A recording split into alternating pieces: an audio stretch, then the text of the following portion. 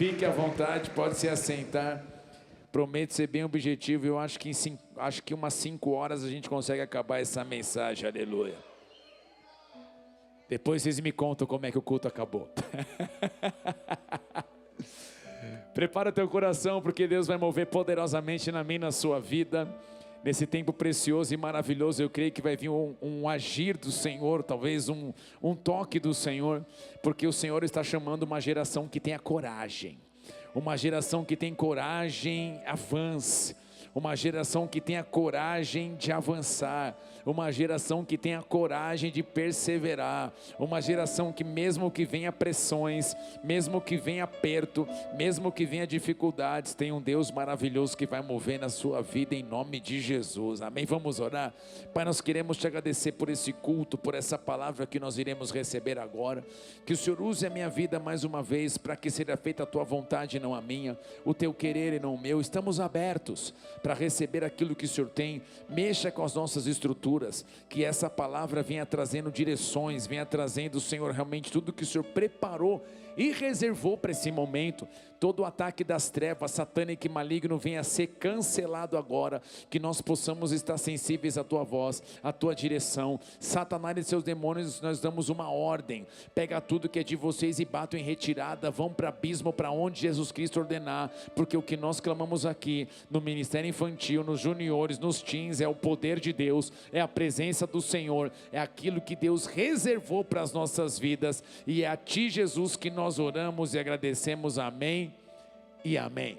Amada igreja, hoje nós continuaremos a nossa série de mensagens que nós estamos falando em cima do livro de Eclesiastes, que nós falamos: melhor é o fim das coisas do que o seu início. Eu não vou repetir essa introdução porque nós falamos tantas vezes, mas nós já entendemos que Deus espera que eu e você não venhamos apenas a começar bem, mas nós podemos agora terminar bem. Talvez você é alguém que já pagou a academia e está na metade do ano. Você falou: puxa, pastor, só fui 2 meses, cara, o resto está lá.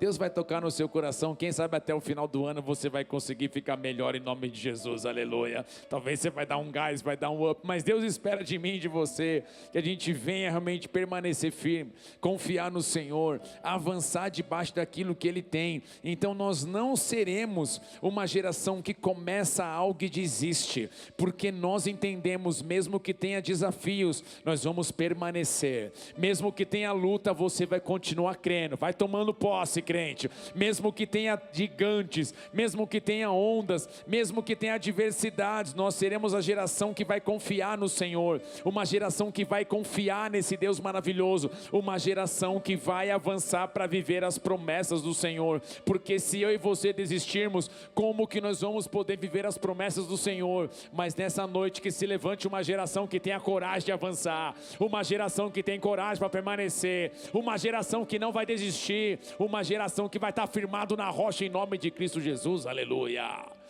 E nós vimos ali, nós começamos lá atrás com os filhos de Eli, depois passou por Eli, chegou Samuel, chegamos em Saul, passamos ali uma boa parte em Saul, ainda continuamos nesse momento, mas nós vimos como a vida de Saul teve um começo bom, como ele começou bem, começou legal, foi separado pelo Senhor, ali ainda que foi pela escolha do povo, mas Deus separou ele para ser o primeiro rei de Israel.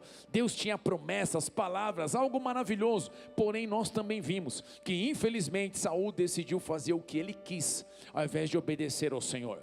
Ao invés de Saul confiar em Deus e permanecer no Senhor, ele simplesmente decidiu fazer aquilo que ele quis. Porque os inimigos se levantaram para de alguma forma poder atacar o povo de Israel, só que o inimigo era um número muito maior, tanto em força bélica, em armas, em estrutura, em número de pessoas, de homens, e o povo de Israel viu que infelizmente não ia aguentar bronca. E aí Saul está lá esperando Samuel chegar para poder abençoar ele, para poder receber uma palavra de Deus, para poder ir para a guerra, só que Samuel não chega. Aí Saul vê o povo começa a se dispersar, o povo começa a ir embora. O texto vai dizer que teve parte do povo de Deus que até se escondeu em cavernas, em lugares, tanto tamanho medo medo que estava dos inimigos. Saul, vendo que o inimigo estava vindo e Samuel não chegava, ele falou: dá aqui esse negócio. E ele ofereceu o que não tinha que oferecer, ele fez o que não era para ele fazer. E aí Samuel chega na cena, Saul tenta dar aquela ajustada: puxa, Samuca, você demorou, mas eu quis fazer na parte boa, quis só dar uma ajudinha. Aí Samuel olha para ele e fala assim: o Senhor te dá um recado. E o recado que o Senhor dá, nós já ministramos aqui. Ele fala em 1 Samuel 13:14: mas agora o seu reinado não subsistirá. O Senhor buscou para si um homem segundo o seu coração, e já lhe ordenou que seja príncipe sobre o seu povo, porque você não guardou o que o Senhor lhe ordenou. Então nós podemos ver aqui que Samuel, usado por Deus, um profeta, sacerdote usado pelo Senhor, ele chega para Saul e fala: puxa, Saul, você fez o que não deveria fazer, e eu vou dar um toque para você. Aquilo que Deus tinha para você, que poderia ser confirmado hoje, não vai ser confirmado. Deus tira de você e Ele entrega para outra pessoa. Então isso me mostra qual a importância de eu e você aprendermos a obedecer ao Senhor, mesmo que venha lutas, mesmo que venha circunstâncias que você fala: eu nunca imaginei que isso ia acontecer. Vou dar uma dica para você: não sai fazendo o que você acha, o que você quer. Obedeça a palavra do Senhor, a direção do Senhor, porque vai vir bênção e recompensa para a sua vida, em nome de Jesus, aleluia. Aumenta o teclado dela para mim, por favor, está praticamente zero, obrigado. Então nós temos que ter isso muito claro nas nossas vidas. Nós temos que entender que o nosso Deus, Ele espera de nós obediência. O nosso Deus espera que a gente venha confiar nele. Então, independente do cenário, nós vamos permanecer firme, crendo e confiando no Senhor, aleluia. Mas agora, o texto vai dizer que Samuel foi para um lado, Saul contou o povo e ele viu que o número que estava com ele era 600 homens. Queridos, era um grupo muito pequeno comparado ao número dos inimigos. Os inimigos eram um número gigantesco, grandioso comparado ao povo de Israel. E agora, se nós olharmos aqui, eles estavam aqui, enquanto eles estavam em Geba Benjamim, os filisteus, eles se acamparam em Miquimás. Então nós vemos que o povo de Israel está em uma área, e o povo inimigo está vindo para cima do povo de Israel, porque se você pega um texto antes, Saul havia destruído uma galera dos filisteus. Os filisteus ficaram no veneno, falando: vamos para cima deles, vamos acabar com esses caras. E nessa que eles estão vindo, aconteceu o que aconteceu. Saul ficou desesperado, Samuel não chega, o povo começou a ir embora, ele sacrifica. Samuel fala para ele: ei, meu filho, fez coisa errada, fez caquinha, hein? O Senhor tira de você e entrega para outro. Mas agora, Saul conta o número de povo, e ele, o número dos soldados com ele vê que ele tem 600, e o inimigo agora, meu querido, ele começa a cercar o povo de Israel. E aqui é algo que eu quero chamar a sua atenção para aquilo que nós iremos ministrar, porque a partir desse texto que nós vamos ver para frente, nós podemos ver o inimigo cercando o povo de Israel.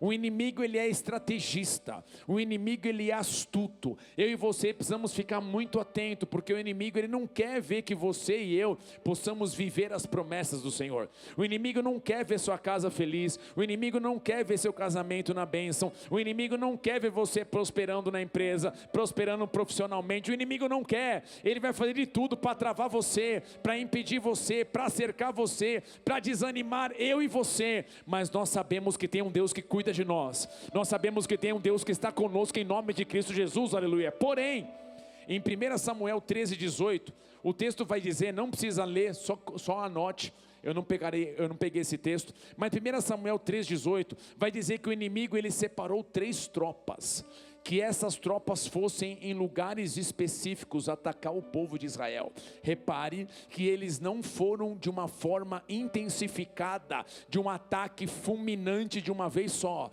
O inimigo, ele estava reunido num canto, o povo de Israel aqui, e eles mandam agora 3 tropas, uma para cada área, porque eles queriam atacar áreas específicas do povo de Israel. Então cada uma delas ia atacar uma região de Israel, cada uma dessas tropas e atacar o povo. Então nós podemos ver aqui que o inimigo tinha um objetivo de cercar Israel, o inimigo tinha o objetivo de controlar as principais estradas, o inimigo também tinha o objetivo de destruir plantações e recurso. Se destrói plantação, você não consegue colher, se não consegue colher, você não consegue comer, se não consegue comer, você não consegue ficar nutrido, se não está nutrido, você fica fraco, é presa fácil para o inimigo tocar e tomar. Então aqui aqui nós podemos ver que o inimigo queria espalhar medo, o inimigo queria espalhar pânico, o inimigo estava tentando de todas as formas fazer com que Israel começasse a enfraquecer, porque ele queria destruir aquele povo, ele queria destruir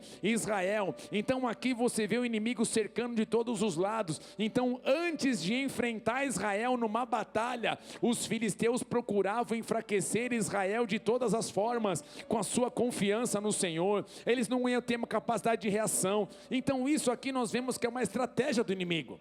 E se nós fôssemos trazer para os nossos dias, seria mais ou menos assim: como que nós devemos ficar atentos nos nossos dias? Porque a estratégia que foi usada lá atrás é a mesma estratégia que é usada hoje, só que de forma espiritual. Aquilo que nós estamos lendo foi uma estratégia física, o inimigo se levantando para querer destruir o povo de Israel. E se nós olharmos, nós temos um inimigo. O inimigo quer destruir a minha e a sua vida. O inimigo quer acabar comigo e com você. Então eu e você, amada igreja, nós devemos ficar atentos. Por quê? Porque esse inimigo, ele continua com a estratégia dele hoje. Porque muitas vezes nós podemos ver que os maiores ataques não acontecerão de uma vez só. O inimigo, ele tem a paciência que talvez eu e você não vamos conseguir ter. O inimigo, ao invés de atacar a gente de uma vez, ele vai cercando a gente em situações, em áreas, em questões, para que a gente venha enfraquecer, para que a gente venha desistir, para que a gente venha desanimar, para que a gente não consiga mais crer, para que a gente não venha mais conseguir crer, mais confiar, mais ter esperança. Então ele, o inimigo, tentará de tudo gerar situações aonde nós começamos agora a perder a esperança. Puxa, são tantas pancadas na minha vida, são tantas situações difíceis, parece impossível de mudar. A minha família que eu tanto oro parece que não muda, essa área que eu estou orando parece que a página está do mesmo jeito, é só dor, é só pancada. Então aquela pessoa que antes tinha esperança, agora você vê o inimigo fazendo de tudo para que ela perca essa esperança. O inimigo fará de tudo para que a pessoa abra mão das disciplinas espirituais. Ou seja, o inimigo não quer ver um crente que ora, o inimigo não quer ver um crente que jejua, o inimigo não quer ver um crente que lê a Bíblia. O que ele quer, ele vê a gente envolvidos em outros afazeres, em outras questões, e deixando o Senhor de lado, porque isso começa a enfraquecer a gente, isso começa a derrubar a gente. Então nós começamos a passar por situações delicadas na vida, estratégia que o inimigo vai vindo, nós começamos agora a perder a coragem. Alguém que antes queria avançar para aquilo que Deus tem, mas devido às circunstâncias que o inimigo vem trazendo, vem cercando, você não consegue mais ter coragem para avançar, um desânimo toma conta de você, você se sente abatido, você se sente mal, aquilo começa a derrubar você. Isso é algo tão sério que você fala: meu Deus do céu, e agora? Mas eu vou dizer algo para você: mesmo que tenha levantes, mesmo que tenha pancadas, o Senhor espera de mim, de você, coragem para poder avançar, coragem para dar mais um passo. É você ficar atento, ainda que o inimigo esteja cercando e você falou: opa, pera aí, tem alguém me cercando aqui, tem alguém querendo dar o bote. Eu estou atento e vigiando, porque eu aprendi com o apóstolo Pedro: o inimigo está ao teu derredor, procurando um momento para tragar, mas não vai não, porque tem alguém que está vigiando, tem alguém que está com o escudo da fé em pé, tem alguém que está crendo que o Deus de maravilhas vai mover na vida dele, em nome de Jesus. Dê uma salva de palmas a Jesus, aleluia. Mas nós podemos ver como a estratégia do inimigo é tão séria, porque no povo de Israel não tinha ferreiro. O inimigo fez de tudo para que no povo de Israel não tivesse ferreiro. Você vê isso em 1 Samuel 13:19.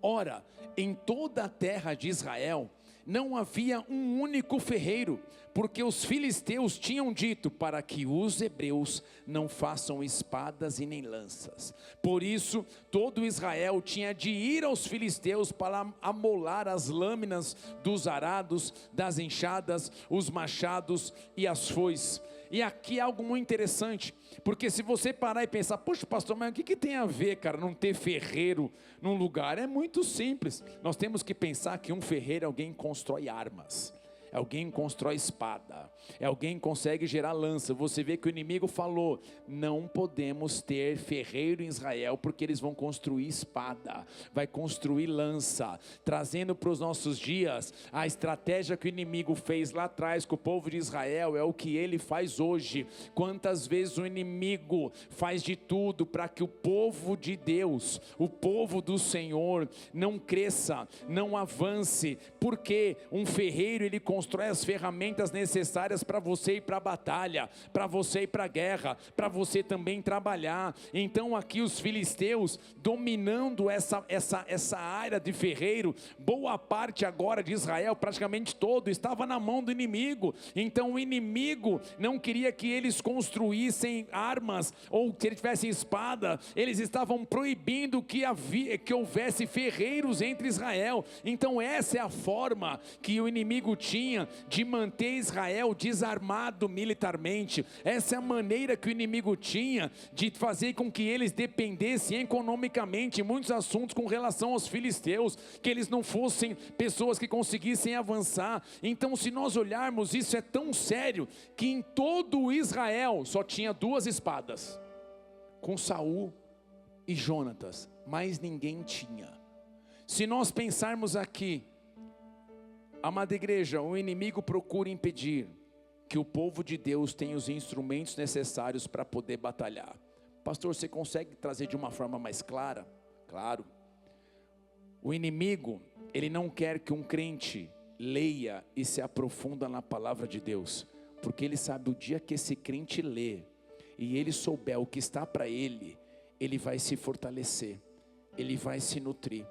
Assim como os filisteus não queria que tivesse ferreiro, o inimigo hoje, ele traz distrações, ele traz situações para que a gente não consiga ter tempo com Deus, que a gente não tenha tempo de ler a palavra de Deus. Meu querido, você já reparou que muitas vezes nós somos tomados pelos afazeres do dia a dia, e muitas vezes são os afazeres que são necessários, as coisas que nós temos que fazer, e nós muitas vezes deixamos o Senhor de lado. E sabe o que isso acontece? Meu querido, o inferno talvez ele vai dizer assim: conseguimos, ela não conseguiu ler a palavra hoje, ele não conseguiu ler a palavra, então já que ele não leu, a fé dele não fortalece, porque como que a minha fé cresce? A fé vem pelo ouvir a respeito da pregação e a palavra de Deus. Um crente que não tem tempo com a palavra de Deus, não é a fé que domina ele, é o medo que governa ele. Um crente que não lê Bíblia, um crente que não medita na palavra, que não se aprofunda da palavra, ele simplesmente está vendo a sua vida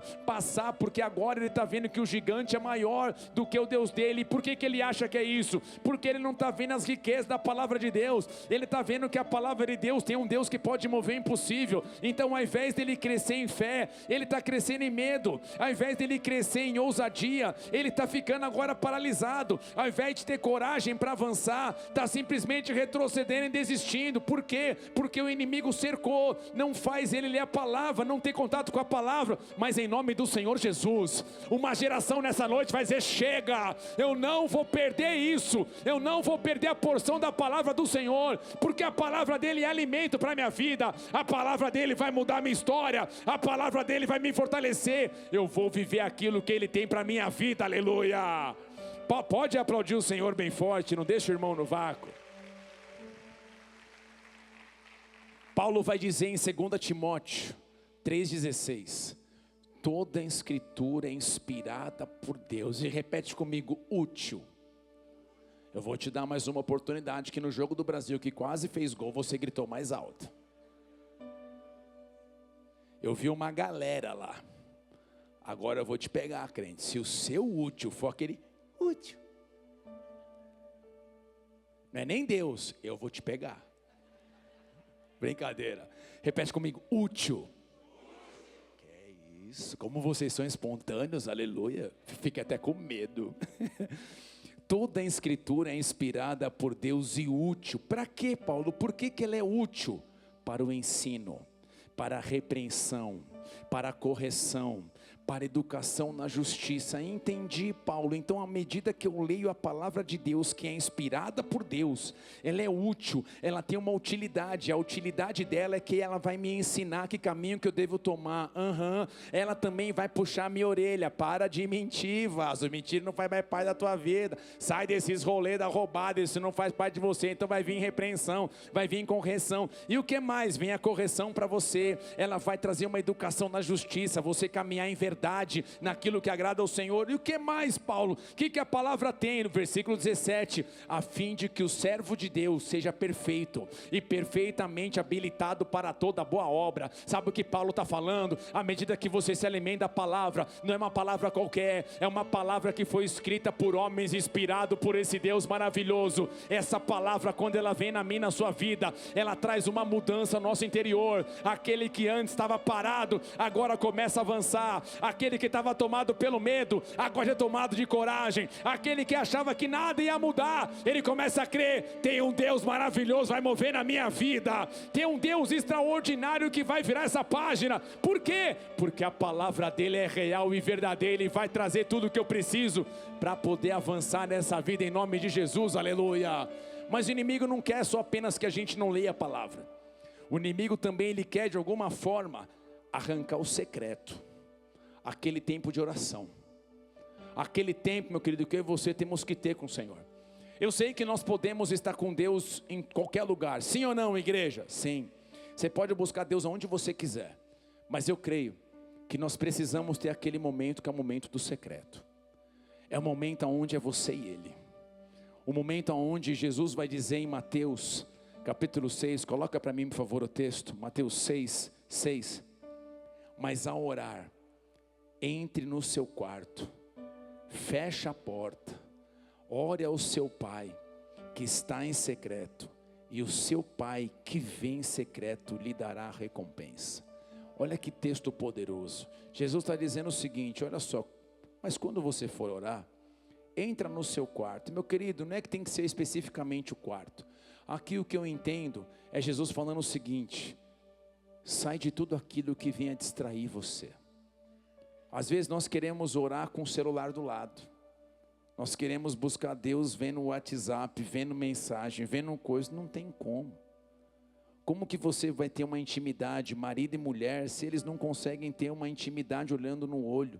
É a mesma forma com o Senhor.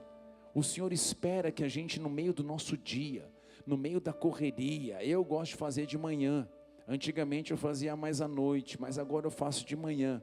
De manhã é aquele momento onde pastor e eu, nós estamos lá, cara na Bíblia, meu querido, coloca um louvor, uma adoração, começa a orar ao Senhor. Tem dia que nem coloca louvor, vai realmente naquele coração rendido ao Senhor. Senhor, eu estou aqui mais uma vez, eu preciso ser transformado, eu preciso ser moldado, eu preciso ser lapidado. E Jesus está dizendo aqui no texto: entra no teu quarto, fecha a porta, ora ao seu pai que está em secreto, e o seu pai que vê, meu irmão, o pai te vê. O pai está vendo a sua luta, o pai está vendo a sua guerra, o pai está vendo a sua perseverança, o pai está vendo as lágrimas escorrendo, o pai está vendo os desafios que você está passando. Então para de achar que ele não está vendo você, ele está de olho em você. O pai está vendo você, mas o pai também espera ver você no secreto. Nós conseguimos ver dorama, nós conseguimos maratonar a internet, nós conseguimos ver tudo e não conseguimos passar tempo com o pai. O pai tem saudade de você, o pai quer ver você, o pai quer ouvir a tua voz, ele quer ver teu coração pulsando na presença dele. Senhor, mais uma vez eu estou aqui, o medo está querendo ganhar espaço, Senhor, o pânico está querendo vir, a dificuldade parece que quer bater forte, a minha vontade de desistir, mas eu estou mais uma vez aqui clamando. O pai que me vê no secreto, ele vai mover, o pai que me vê no secreto, ele vai agir. E Jesus mesmo fala no texto, pode colocar de novo: o pai que te vê no secreto lhe dará a recompensa. Meu irmão, vá para o secreto, o Senhor vai liberar a palavra, ele vai trazer revelações, ele vai trazer direções para a sua vida em nome de Jesus, aleluia. Um dos maiores momentos que eu tive com o Senhor foi no secreto. As pregações que vocês escutam aqui foram geradas no secreto. É o Senhor falando, é o Senhor ministrando. Momentos de guerra e de luta, que talvez vocês nem imaginam que a gente passou, assim como talvez eu nem imagino o que você passou. Muitas delas, na verdade podemos dizer todas, foram vencidas no secreto. aonde você se fortalece, aonde você dobra o joelho e fala: Senhor, o Senhor é a minha porção, o Senhor é aquele que vai mover na minha vida. O inimigo está me cercando de todos os lados e ele quer me tirar isso, mas ele não vai tirar ferreiro não. Aqui vai ter alguém que vai estar afiando a espada, aqui vai ter alguém que vai estar gerando armas no secreto, é alguém que vai estar buscando as armas poderosas em Deus, para poder avançar. Paulo fala isso, ele fala que tem fortalezas, tem lutas, tem guerras, mas nós temos um Deus que tem armas poderosas para liberar para mim, para a sua vida, para que você venha viver a cada dia sabendo, Deus não deixou você, Ele vai trazer a arma necessária para você ver sua casa liberta, Ele vai trazer a arma necessária para ver o seu negócio fluir, Ele vai trazer a arma necessária para suas emoções estarem alinhadas, meu Deus do céu, Ele vai trazer cada arma necessária para que você viva aquilo que Ele preparou para você. Dê mais uma salva de palmas a Ele, aleluia. E eu e você temos que entender que quando Paulo vai falar da armadura de Efésios 6, ele vai falar do capacete, escudo, espadas, couraça, tudo, cinturão, sandálias e tal. Cada item ali simboliza falar algo. Só que depois ele vai dizer que a gente precisa orar em todo o tempo, no Espírito, buscando. Então, se nós pensarmos aqui, a armadura, ela faz parte daquilo que o crente vai receber para poder perseverar e avançar. Capacete da salvação protege a mente, escudo da fé, blindando do dardo inflamado, a espada que é a palavra para a gente poder atacar, para poder fluir debaixo da palavra, maravilhoso. Só que quando ele fala da gente poder orar, nós temos que entender que a oração é a guerra, a oração é o fight.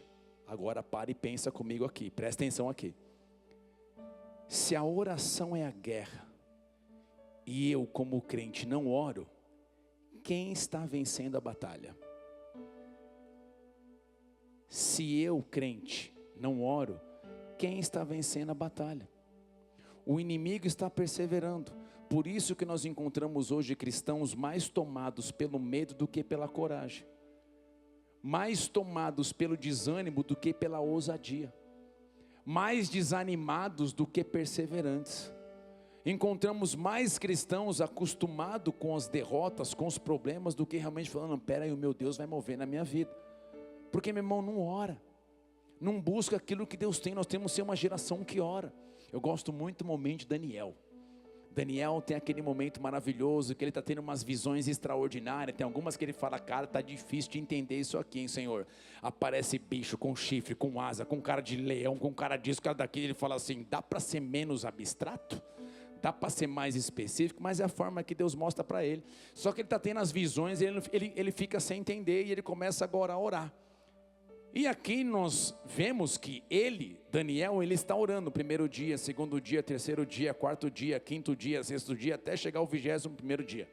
No 21º dia aparece um anjo para ele, e o anjo conta para ele o que aconteceu esses 21 dias que ele estava orando. Porque Daniel começou a orar e ele não sabia o que estava acontecendo.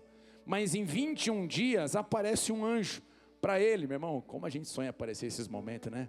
Um anjão brabão, peitoral trincado, abdômen trincado, sem monjaro, aleluia, brabo, cheio da glória, espadona braba, bíceps pulando, as veias saltando, é nóis, eita, tamo junto, aleluia.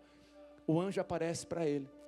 Nessa que o anjo aparece para ele, ele vai falar o seguinte, olha só o que ele fala para Daniel. Daniel, é o seguinte: desde o primeiro dia, quantos dias? Desde o primeiro. Desde o primeiro dia em que você começou a orar, eu saí para trazer a mensagem. Olha que forte isso. Do dia em que você começou a orar, eu já saí para trazer a mensagem. Só que no meio do caminho, nas regiões celestiais, teve uma batalha.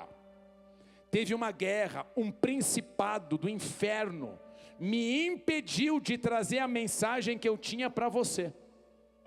Então o anjo está falando para Daniel: eu vim trazer a mensagem, mas teve uma guerra no mundo espiritual, para que a mensagem não chegasse até você. Quantas respostas eu e você estamos esperando, e na verdade está no mundo espiritual, meu querido, guerra, batalha, luta, sendo travado. Muita coisa acontecendo, a gente não imagina. Mas o anjo vai dizer assim: por causa das tuas palavras, porque você com seu coração rendido e se humilhando ao Senhor, o Senhor enviou a um brabão lá do céu chamado Miguel. E Miguel veio e falou assim: que é esse principado aí tirando nós? O anjo aqui vai entregar para Daniel. Não vai, mas vai sim. Tira o principado. E o anjo fala para ele: na hora que Miguel tirou, eu vim aqui e entreguei para você a mensagem. Meu querido, isso aqui é um relato muito claro do que acontece no mundo espiritual. Só que como que muitas vezes nós agimos? Oramos o primeiro dia cheio de fé. Deus vai mover. Deus vai agir. O segundo a gente até ora um pouquinho mais de fé. Deus vai mover. Deus vai agir. O terceiro já é uma meia fé. Deus vai agir. E quem sabe Ele vai mover. No quarto dia, Senhor, Tu sabes. No quinto dia, Senhor, já nem mais sei se Você sabe ou se eu sei. No sexto dia, aí, cadê o dorama para a gente poder zerar esse negócio? O crente não ora mais. O crente não persevera mais. Aí como vai ter resposta? Como que nós vamos ter direção se nós muitas vezes paramos de orar? Meu irmão, os céus estão aguardando o seu clamor.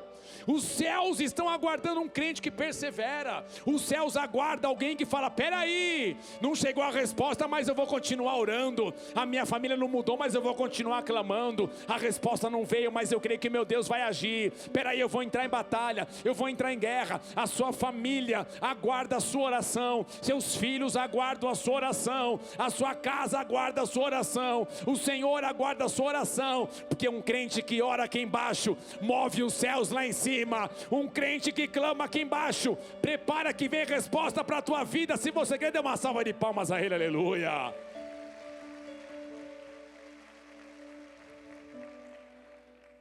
Nós não podemos perder isso nas nossas vidas.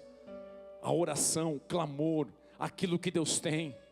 Porque o inimigo fala de tudo para que a gente venha a ser dependente de medo, de dores, de ansiedade, de depressão, de angústia, de mágoa, tantas coisas.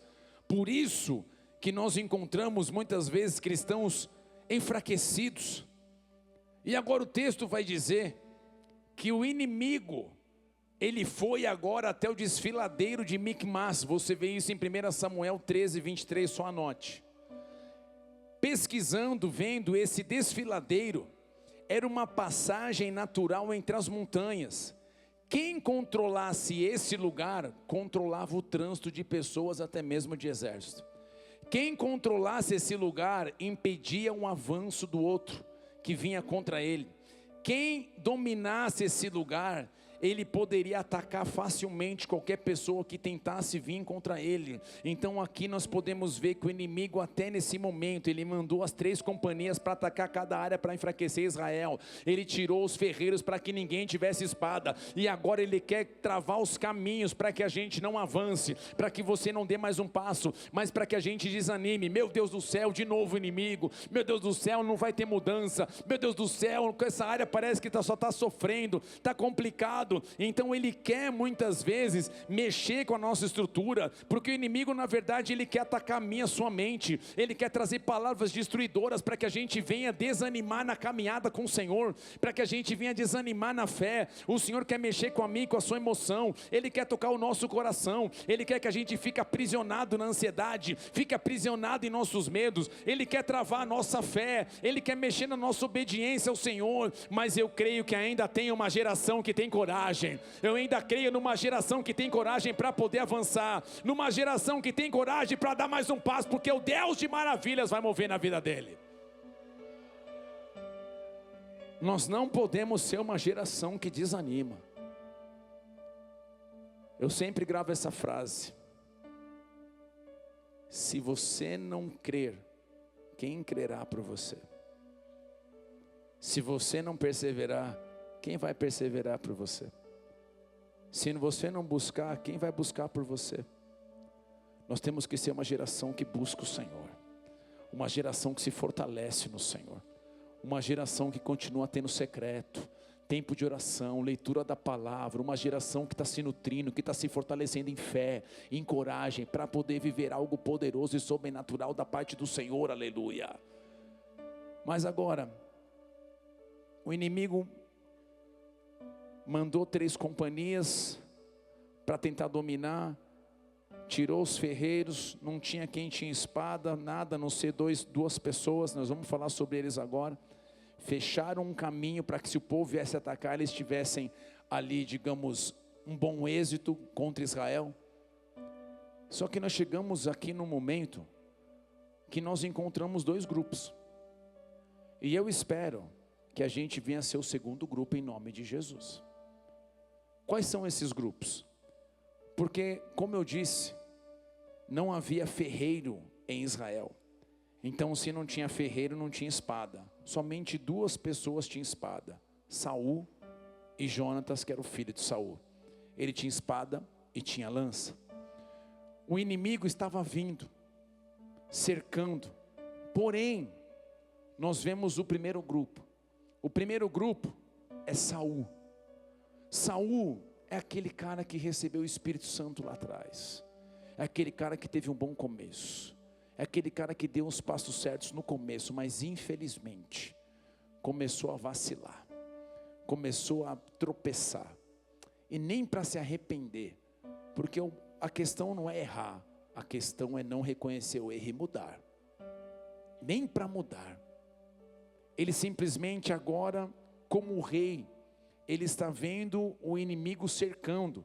E lembre, o povo de Israel ficou com tanto medo que você pode ir lá em casa, eles se esconderam em buracos, em covas, em montanhas, ficaram com medo, se esconderam. E Saul, que era o rei, aquele que deveria ir à frente na batalha: vamos, povo, nós vamos avançar, vamos, povo, Deus vai mover, vamos, povo, nós vamos ver a vitória. Ao invés dele avançar, ele simplesmente parou, ele simplesmente travou. O texto vai dizer que ele, 1 Samuel 14, 2, Saul se encontrava na extremidade de Gibeá, debaixo da romanceira em Migron, e o povo que estava com ele era cerca de 600 homens. Então você imagina, o inimigo está cercando eles. Saul, ao invés de se posicionar, ao invés de falar: peraí, o inimigo pode ser gigante, o inimigo pode ter maior força em armas, em homens, em pessoas, mas nós temos alguém que está conosco. Mas você não vê Saul fazendo isso. O rei era aquele que ia à frente. É como a gente vê quando você assiste os filmes das antigas, medieval, você começa a ver o rei na frente. Quem percebeu isso? O rei vai na frente. A geração mais atual é como se ele fosse o Capitão América contra os Vingadores. A hora que ele pega o machado: Vingadores, avante, e os caras vão. É mais ou menos isso. A galera esperando o comando do rei. Só que ao invés do rei ir, o rei estava sentado com a espadinha, talvez, na minha percepção, girando a espada. O que isso mostra? Alguém que tinha tudo para avançar, decidiu ficar parado. Alguém que tinha tudo para viver algo precioso de avanço, ele está numa posição de passividade, de alguém que parou, de alguém que permitiu o inimigo cercar e ele desistiu. Se nós olharmos quantas pessoas estão assim hoje, quantas pessoas que receberam de Deus armas necessárias para poder avançar, receberam tudo que o Senhor deu para ele poder prosseguir, mas ao invés de prosseguir, está completamente parado devido às circunstâncias que está passando à sua volta. Já não ora mais, já não lê mais, a chama no peito não queima mais como queimava antes, ele não consegue mais agora avançar, não tem coragem, agora tem desânimo, o desânimo tomou conta, porque o gigante está diante dele. Meu irmão, quantos crentes infelizmente estão assim, desanimados, sem coragem, não persevera, tem espada na mão, mas ao invés de usar ela, está simplesmente entregue, acabou, é um fim, já era, não vai ter como. Nós não podemos ser essa geração, nós não podemos ser uma geração que recebeu algo da parte do Senhor e está simplesmente parado. O Senhor chama você para você poder avançar, o Senhor chama você para você poder crer. Então se levante, ore pela tua casa, ore pela tua família, família, ore pelos teus filhos, ore pela tua saúde, ore pelos teus negócios, profetiza, declare: o meu Deus vai mover, o meu Deus vai agir, ainda que o cenário é complicado, ainda que tudo conspire para você sentar e parar, fala: não, eu não vou parar não, eu vou avançar porque eu creio no Deus que vai mover na minha vida em nome de Jesus, aleluia. E esse, pode aplaudir o Senhor bem forte. E esse é o segundo grupo. O segundo grupo é diferente de Saul. Presta atenção aqui em mim, deixa a galera se mexer. O segundo grupo é o grupo de Jonatas. Eu vou trazer para nós aqui, depois você pode ler em casa. Presta atenção aqui em mim. Jonatas, diferente de Saul. Jonatas olhou, chamou o escudeiro dele e falou para o escudeiro dele assim, ó: aí, vão para cima do inimigo? O escudeiro olhou e falou: pá, tô dentro. É isso que Deus espera. Sabe qual é a parte mais legal? Quando você está avançando para aquilo que Deus tem, ter pessoas do seu lado que estão junto com você para querer avançar. Meu irmão, a pior coisa que tem é crente desanimado. A pior coisa que tem é aquele crente que você fala assim: cara, vamos avançar. Ai, para quê? Vamos tomar a cidade. Ai, muito trabalho. Vamos naquela, aquela, puxa, meu Deus do céu. Quer ficar sentado? Fica. Eu quero fazer parte da geração que se levanta. Eu quero fazer parte da geração que avança. Aleluia. Agora se liga só. Se liga só. Jonatas olhou para o escudeiro e falou: ei, vamos para dentro. O cara falou: é treta? Derrubar inimigo? É nós, piá, bora, partiu, foi. Foram para cima. Só que aí, o texto vai dizer que Jonatas encontrou um penhasco. Então, para chegar numa guarnição dos filisteus que ele queria chegar, ele tinha que subir um penhasco. Crente que fica sentado, com a espada na mão, olha o penhasco e fala: não vou não. Muito trabalho, meu Deus, muito esforço. Queridos, deixa eu falar algo para você. Se você quer viver o extraordinário, você vai ter que fazer coisas extraordinárias. Se você quer viver coisas grandiosas em Deus, você vai ter que sair dessa passividade. Você vai ter que sair desse cenário de banho-maria. Na minha época chamava banho-maria, não sei como é que chama isso agora. Na minha época era banho-maria, só os antigos. Como é que eu vou trazer para os jovens de hoje? Um morninho, pronto, tem que sair desse morninho. Pronto, mais fácil. Tem que sair desse morninho. Tem que ser fervoroso. Tem que estar no gás. Jonatas olhou para o escudeiro e falou: ei, para cima. Ele falou: tô dentro. Fight, é nóis. Começa a subir o penhasco. Vão subindo. De repente eles avistam. Falam: pô, os inimigos estão ali. Aí os caras falam assim. Jonatas fala assim para o escudeiro: ei, é o seguinte. Se eles falarem para a gente: fiquem aí, nós vamos saber que é um sinal do Senhor para a gente não avançar. Mas agora, se eles falarem: venham aqui, lambe o beiço e vamos para cima. Os caras estão subindo o penhasco. Chegaram, de repente eles avistam o inimigo. Sabe o que o inimigo fala? Olha lá, os israelitas estão saindo de dentro do buraco. Olha como o inimigo vê a você e eu quando a gente desiste. Alguém escondido, alguém com medo, alguém travado, alguém paralisado. Meu irmão, não aceite isso na sua vida. A hora que eles começaram a falar: eles estão saindo das covas, estão saindo do buraco. Aí eles dão a deixa: ei, vem aqui. Jonatas só olhou para o escudeiro: vamos que é nós.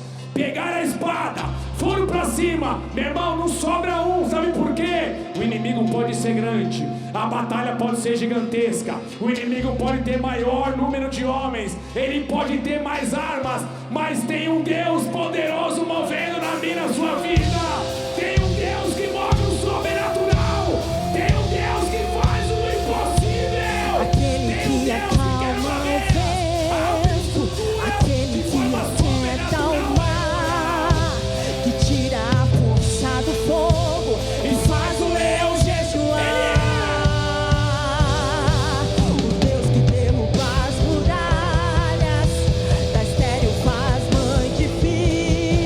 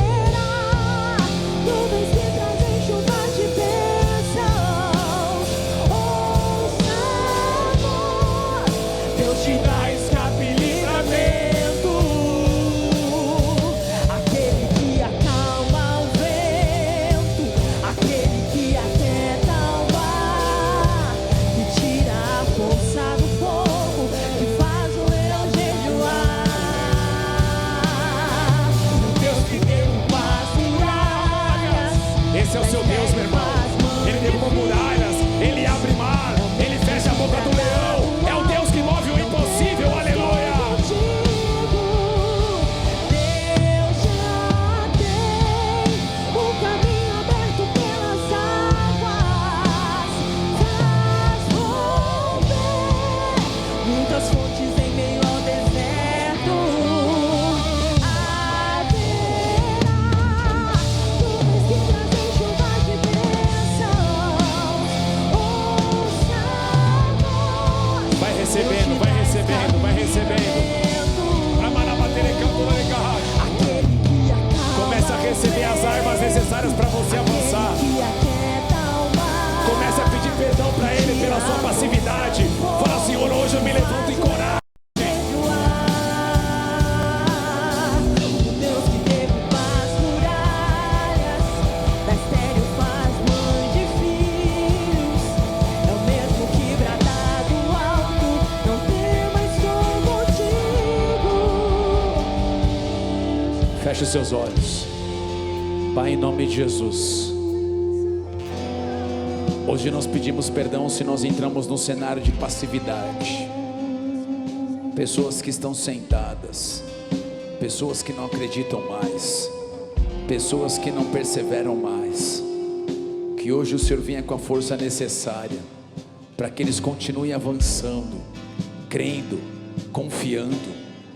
Vem com teu poder, vem com teu agir, vem com teu toque sobrenatural sobre cada um deles agora. O inimigo tem armado, Senhor, contra muitos aqui hoje. O inimigo tem feito de tudo para trazer destruição. O inimigo tem feito de tudo para querer derrubar esses homens e mulheres que estão aqui. Mas nós temos um Deus que está conosco. Nós temos um Deus que nos fortalece. Nós temos um Deus que tem um escape. Nós temos um Deus que nos ajuda no meio da batalha.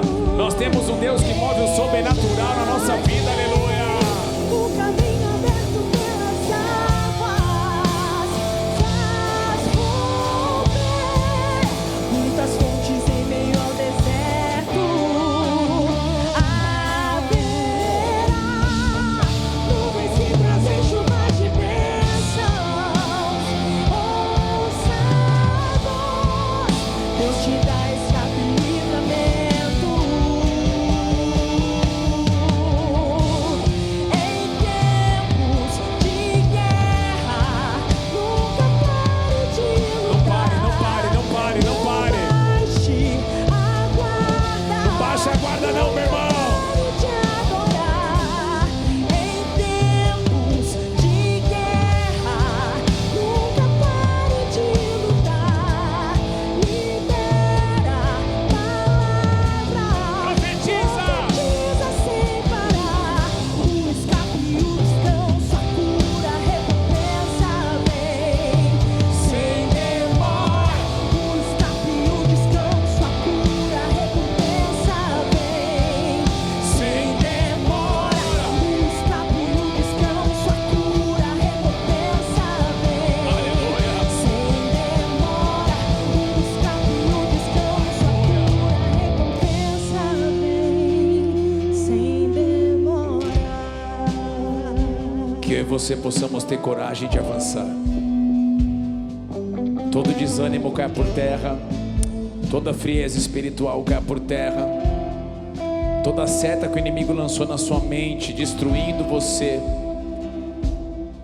fazendo com que você não acredite mais na promessa, caia por terra. Ore pela tua casa, ore pela tua vida, ore pela tua família, ore por esse negócio, ore pela tua saúde. Profetiza, Deus move esse cenário, Deus muda essa circunstância, toca nessa situação. Nós clamamos a Ti, Senhor. Eu não vou fazer parte de uma geração que tem a espada na mão e fica sentado. Eu não vou fazer parte da geração que tem a espada na mão e desiste. Eu faço parte da geração que avança, uma geração que crê, uma geração que confia, uma geração que tem coragem, uma geração que persevera, uma geração que dá mais um passo, uma geração que crê na promessa do Senhor, uma geração que confia nesse Deus, uma geração que sabe o Deus que move na vida dele, uma geração que acredita. O meu Deus vai mudar o cenário, aleluia. Aguarda, nunca pare de adorar.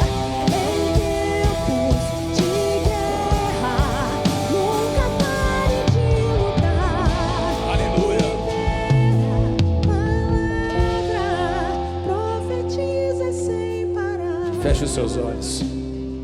Talvez você entrou aqui hoje pela primeira vez e você ainda não recebeu Jesus, ou talvez não. Talvez você é alguém que ainda não tem uma aliança com Jesus e hoje você gostaria de fazer isso. Eu queria orar com você.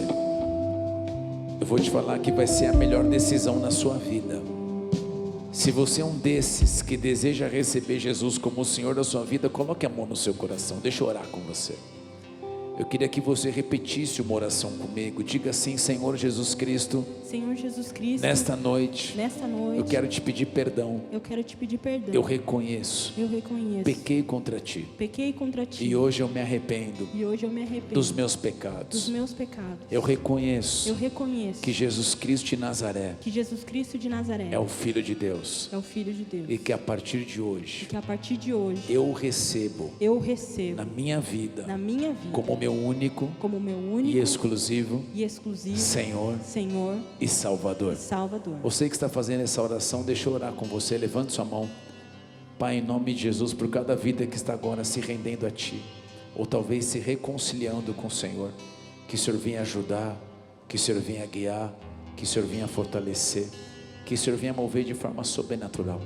Declaramos o Teu poder e o Teu agir sobre cada um deles, em nome de Jesus. Amém e amém. Dê uma salva de palmas a Jesus por essas vidas. Aleluia. Você que está fazendo essa oração pela primeira vez, nós como igreja gostaríamos de se aproximar de você. E uma das maneiras é você passar nesse ministério chamado Boas-Vindas. Eles estarão bem à sua direita ali. A galera vai te recepcionar. Tem um cafezinho à noite também lá. Que é isso, eu brinquei de manhã. Tem gente que já faz 2 anos que se converte só para tomar o café. Irmão, já deu, cara. Jesus já sabe que você tem Ele na sua vida, aleluia. Dá oportunidade para outro. Então passe lá. Os irmãos querem te recepcionar, te dar um oi. Seria muito importante, de repente, até orar uma coisa específica, uma área específica na sua vida, em nome de Jesus. Amém, queridos. Vamos ter a nossa ceia. Acende as luzes para mim, por favor. 1 Coríntios 11, 23, o apóstolo Paulo vai dizer assim: porque eu recebi do Senhor o que também lhes entreguei, que o Senhor Jesus, na noite em que foi traído, pegou o pão, tendo dado graças, o partiu e disse: isto é o meu corpo que é dado por vocês, façam isto em memória de mim.